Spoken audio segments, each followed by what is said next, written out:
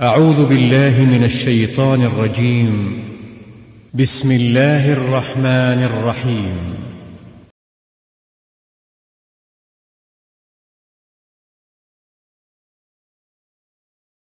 Di dalam surat Al-Ahzab, surat yang ke-33 ayat yang kelima, Allah Subhanahu wa taala telah berfirman, A'udzu billahi minasyaitonir rajim. Bismillahirrahmanirrahim. Ud'uuhum li'abaihim huwa aqsatu 'indallah.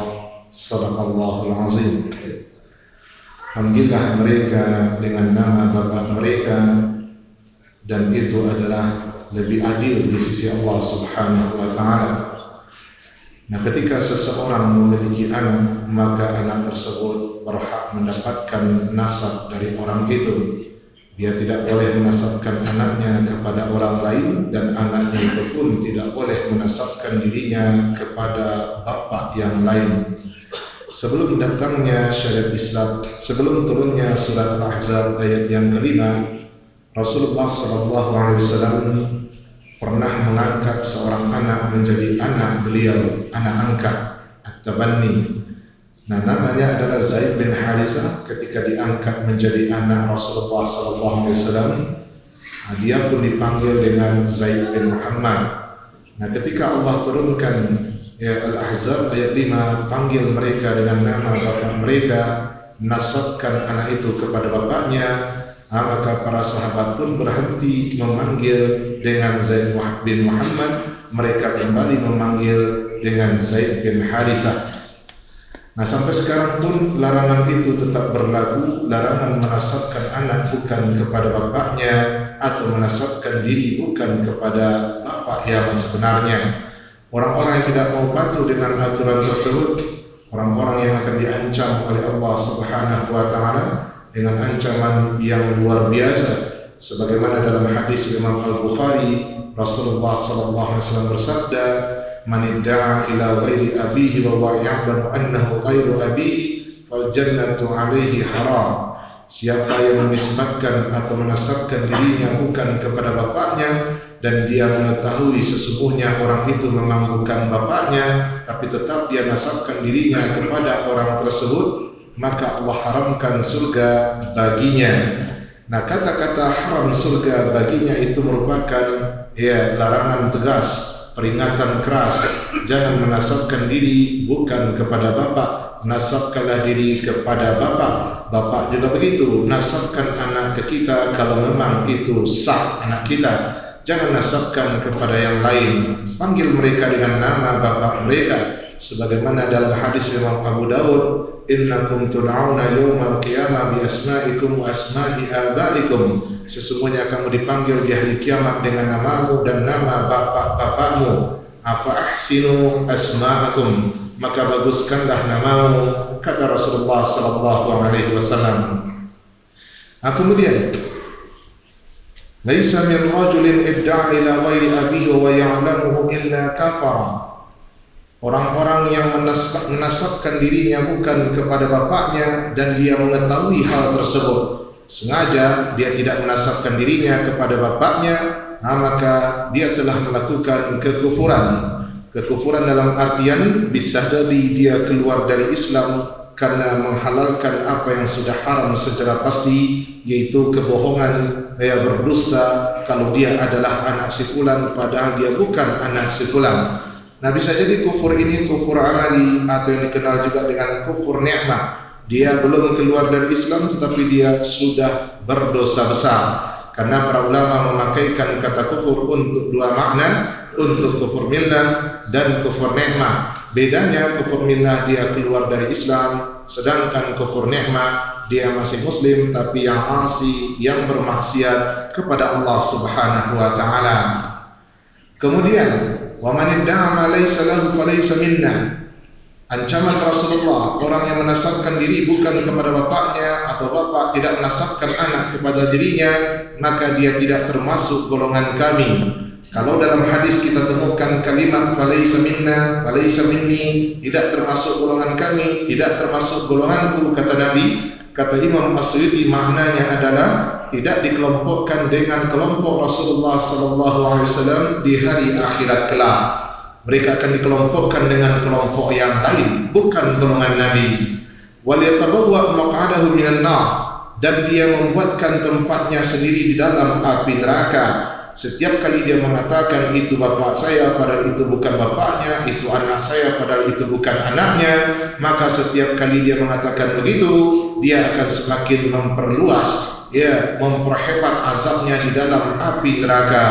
Membuatkan tempat sendiri alias membuking tempat di dalam api neraka. Nah, diharamkan masuk surga, bisa selamanya. Kalau memang itu menyebabkan dia kufur, bisa sementara diazab dulu dalam api neraka karena telah melakukan dosa besar, kemudian melakukan perbuatan kufur, tidak dikelompokkan dengan golongan Nabi di akhirat, membuatkan tempatnya sendiri di dalam api neraka.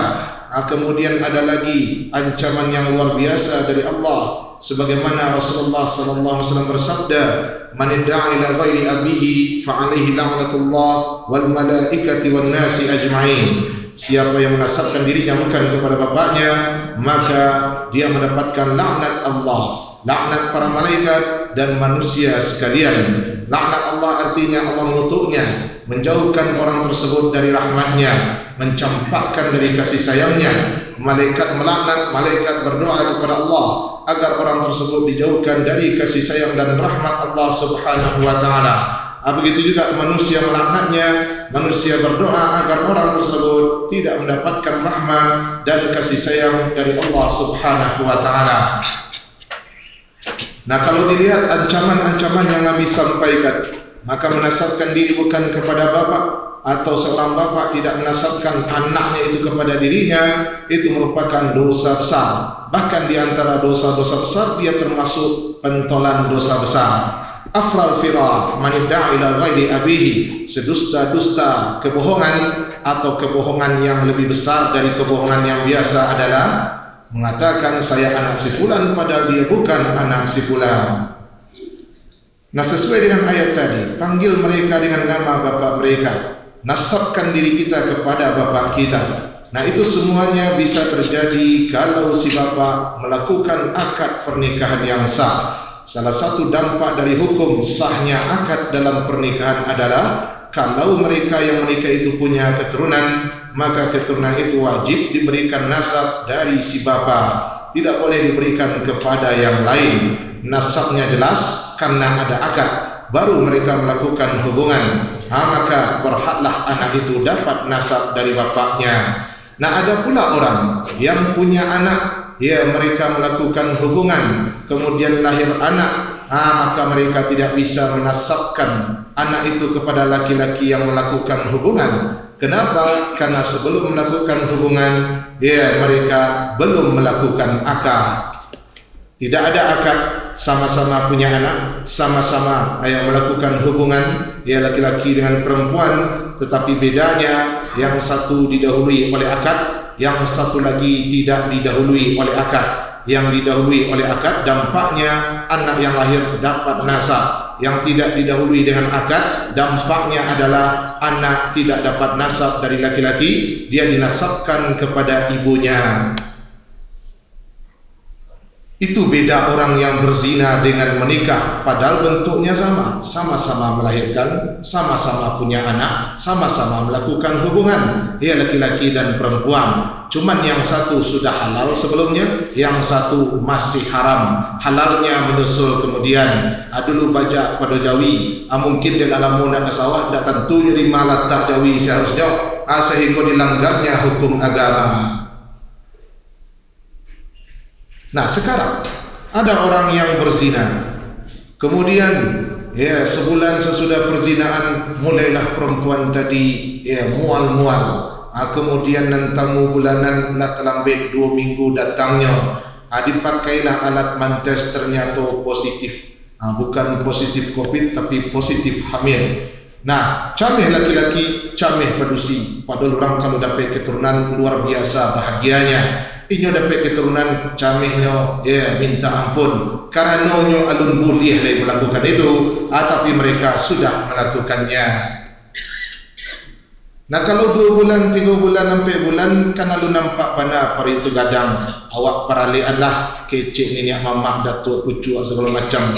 Kalau di pabian, awak sadunyo malu sakampuang. Jadi kau dikangkang ina benalah hukum Allah, diselamaian bersama-sama. Tapi kalau orang kahwin sesuku, diusir dari kampuang. Orang yang berzina dipaliaro di kampuang, yang menikah halal diusir dari kampuang. Patu itu kampuang itu kena laknat oleh Allah Subhanahu wa taala. Nah akhirnya mereka menikah, lalu lahir anak, lalu dinasabkan kepada laki-laki yang menzinai perempuan tadi. Maka itu menyamakan antara orang yang menikah dengan yang berzina. Nyo samuan antara painyo ke sawah, samo sedinyo jawi di mungko, bajak di belakang. Kemudian adolo di sebelah, bajak di mungko, jawi di belakang. Samo selesai sawahnya kece orang tu. Anda tahu wak kalau bajak aku bisa melo jawi, anda tentu ya anda jawi itu tugasnya melo bajak. Akad itu baru berhubungan, jangan hubungan dulu baru akadnya menyusul, tidak bisa begitu. Kalau tidak tentu malu awak. Ya mengapa kerajuan zina itu? La taqrabuz zina. Allah bukan memakai bahasa jangan kamu berzina, jangan sekali-kali berzina. Tidak begitu bahasanya. La taqrabuz zina, jangan dekati zina. Mendekat saja tidak boleh, apalagi melakukannya. Seburuk-buruk jalan. Dosa tidak berhenti hanya kepada si bapak dan si ibu itu saja. Dosa itu bisa berkelanjutan walaupun mereka sudah meninggal dunia. Nah kenapa? Ketika dia melahirkan anak tidak bisa dinasabkan kepada bapak, karena nasab didapat dengan akad. Ya dah dapat di tengah jalan, dah dipungui di jalan, dah model tu pakai aturan. Kalau dapat je nasab nama model tu, percuma ada KUA, percuma ada orang menikah. Nah kenapa orang yang hamil itu boleh menikah kalau itu tidak sah menjadi anak si lelaki? Orang yang hamil karena menikah dengan orang yang hamil karena berzina, ijan disamuan pulau. Ikonnya berisi parunya deinyo punya suami, ikonnya berisi parunya alunado suaminya ketika itu suaminya menyusul. Anda bisa itu. Nah makanya dalam undang-undang yang dipakai di negara kita, perempuan yang hamil karena berzina dia boleh menikah kecuali boleh menikah dengan syarat orang yang menzinainya yang menikahinya. Kalau orang yang tidak menzinainya yang menikahinya bercampur benih, itu diharamkan oleh agama. Tapi kalau inyo nan punya bani tujuan dan menikahi perempuan tersebut, dalam agama dibolehkan. Dalam mazhab Syafi'iyah seperti itu. Nah, kemudian anak yang lahir dinasabkan kepada ibunya, dia tidak punya bapak ketika itu. Karena si bapak batanam sebelum dapat surat izin. Begitulah aturan dalam agama, jadi jangan dilanggar. Nah kemudian kenapa wanita yang hamil karena zina itu bisa menikah, sah nikahnya dalam aturan agama dan undang-undang pemerintah? Karena wanita yang hamil dianggap tidak hamil. Ya, kalaupun kenyataan paruinya berisi, tapi secara hukum syariat indah sah berisinya, maka tidak bisa dihukum seperti orang yang hamil punya suami. Tidak bisa dikatakan dia dalam masa iddah. Orang masuk iddah tu punya suami, ikonya tak punya suami dah, inyo berzina. Nah makanya tidak ada penghalang untuk menikah ketika itu bagi perempuan yang sedang hamil karena perzinaan, karena dianggap dia tidak hamil dalam hukum agama, sebagaimana bapaknya itu dianggap bukan bapaknya walaupun duduk di muka juang itu, tapi itu tidak bapaknya. Nah, jadi tolong bedakan antara orang yang patuh juga agama, juga yang tidak patuh dengan agama, cuma patuh hawa nafsunya. Nah, maka yang akan menjadi beban nanti adalah setelah perbuatan tersebut. Dulu nam bodoh calik. Kalau dari anak kalian mana Ustaz, apa nama keceknya menikah tu gugur dosa zinanya? Lasuah benar mah, sudahlah berzina tu menikah api dosa wa. Ayo lasuah tu. Jangan menyangka ketika dia menikah karena perzinaan, dia tabrakannya di nikahan selah kecil ini yang memang itu ndak lu jalan keluar sebenarnya. Akan lu orang tua mamu punya menantu tukang zina tu. Tapi baalai daripada malu sekampung, biarlah disegerakan. Akhirnya hidup pun tak diberkahi oleh Allah. Walaupun ketika beralik sakinah mawaddah warahmah kecil orang, ada undang oleh kota Tibojo, ada undang Ustaz Adu Jurang Mencogok, apa dah mereka tahu dulu bajak pada Jawi, sehingga orang nak takwik melakukan perbuatan tersebut. Cuba di kampung tu ndak amuah orang nan datang, baru nak datang, inyo dulu bajak pada Jawi, inyo berzina, baru inyo akad, amu nak amuah datang, beralik na model tu. Tak kan ada orang nang meniru kerajo na model tu. Setiap apak jamak mengecek anaknya, ketika anaknya pacaran berzina, ingin kau serupa beralik sepulan, diundang orang surah Allah dia nak datang. Seperti itu. Ikut orang rami je, tu bercerita tu, lama sambahnya, itu gua bertambah, itu je ceritanya. Ya mata ku orang ni.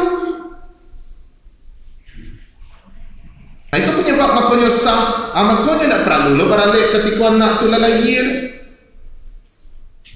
Nyuruh beralik balik untuk apa? Kerana yang pertama tu tak sah. Kalau tak sah mengadi buat akad yang pertama. Akad yang pertama sah tu, mengapa dibuat akad kedua?